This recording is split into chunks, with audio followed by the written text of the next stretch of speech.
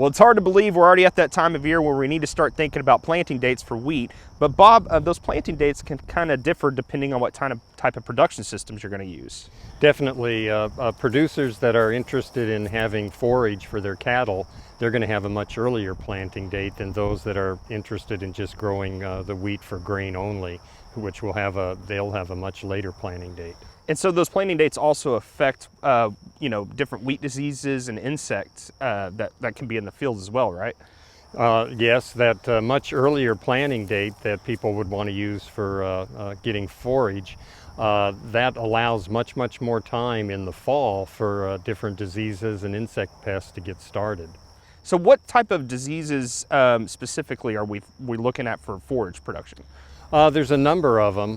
That earlier planting date, the disease that most has to be watched would be the viruses transmitted by wheat curl mite, particularly wheat streak mosaic virus. Some of the other ones would be root rots because they have a much longer time in the fall than to be active and infect the plants. Aphid infestations, again with the early planting date, are much more likely to occur, and then the aphids will quite often transmit barley yellow dwarf virus, and so that disease can also be involved with it.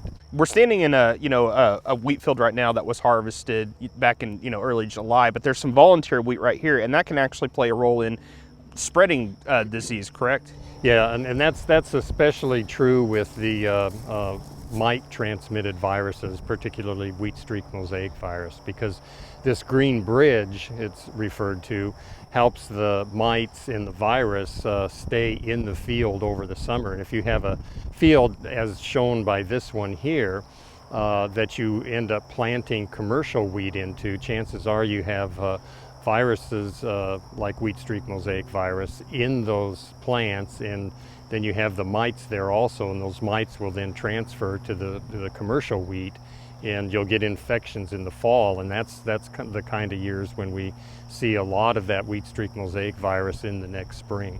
So what are some things that are methods of control that producers can start to think about when they're thinking about planting dates?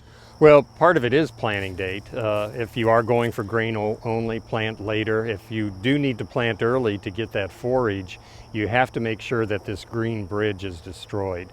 You're going to have maybe some volunteer weed and grassy weeds around the field that are going to be hard to control, but the virus moving in and the mites moving in from the edge of the field is not going to be nearly as devastating as if you've got that green bridge in the field.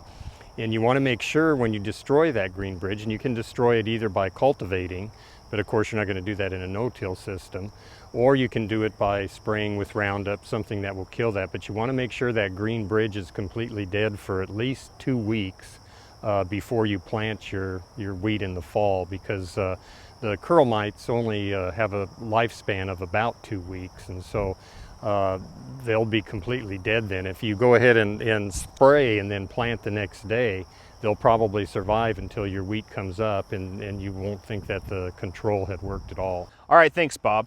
If you would like some more information on planting dates, insect control, and wheat disease, go to our website, sunup.okstate.edu.